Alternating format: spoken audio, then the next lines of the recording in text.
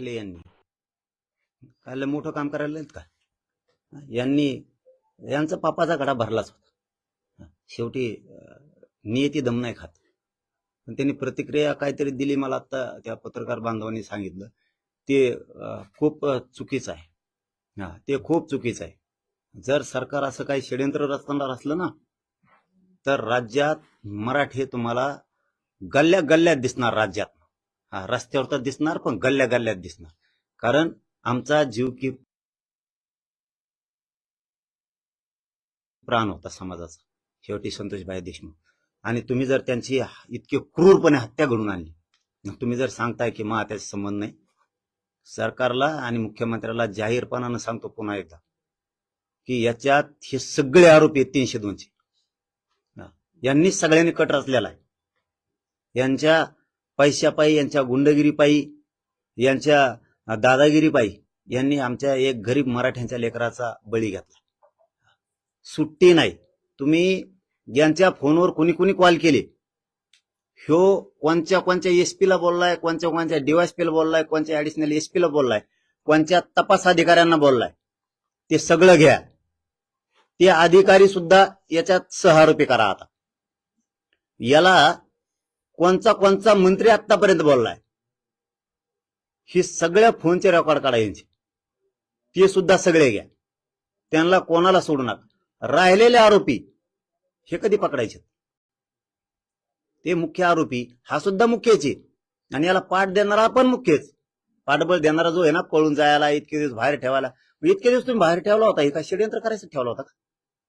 तुम्हाला एक गरीबाच्या लेकराचं घर उन्हात बांधून, त्याचे लेकर बाळ उन्हात टाकून तुम्हाला खून पाचवायचा होता की काय म्हणून बाहेर ठेवता?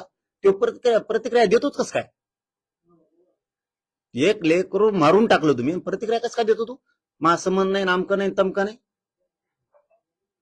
हे एक याच्यात कुणीच वाचत नाही. ती याच्यात हे कोणीच वाचत नाहीत ना. कोणचा मंत्री वाचतो ना, त्याचा मंत्री वाचतो ना, आमदार वाचतो ना, खासदार वाचतो, कोणी वाचत नाही याच्यात.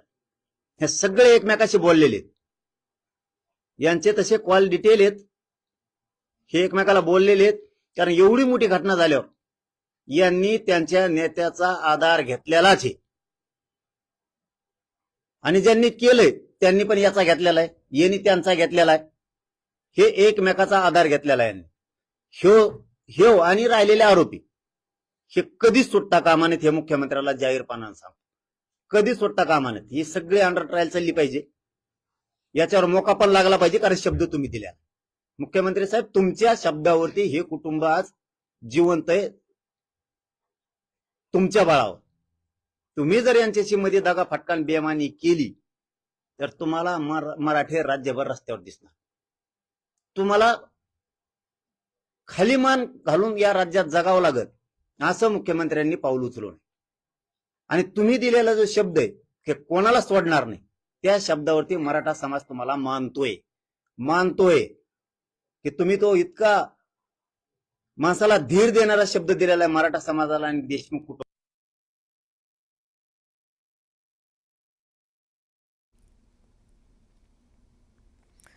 मनोज जरांगे पाटील यांनी वाल्मिक कराडच्या आत्मसमर्पणावरती दिलेली ही प्रतिक्रिया. मात्र त्यांनी सरकारवरती देखील ताशेरे ओढलेले आहेत. आणि मनोज जरांगे पाटील यांच्या भेटीसाठी आज सकाळीच संतोष देशमुख यांचे बंधू धनंजय देशमुख देखील गेलेत, आणि ते देखील तिकडे उपस्थित होते. आणि याच दरम्यान मनोज जरांगे पाटील यांनी वाल्मिक कराड आत्मसमर्पणावरती दिलेली आपण प्रतिक्रिया ऐकली.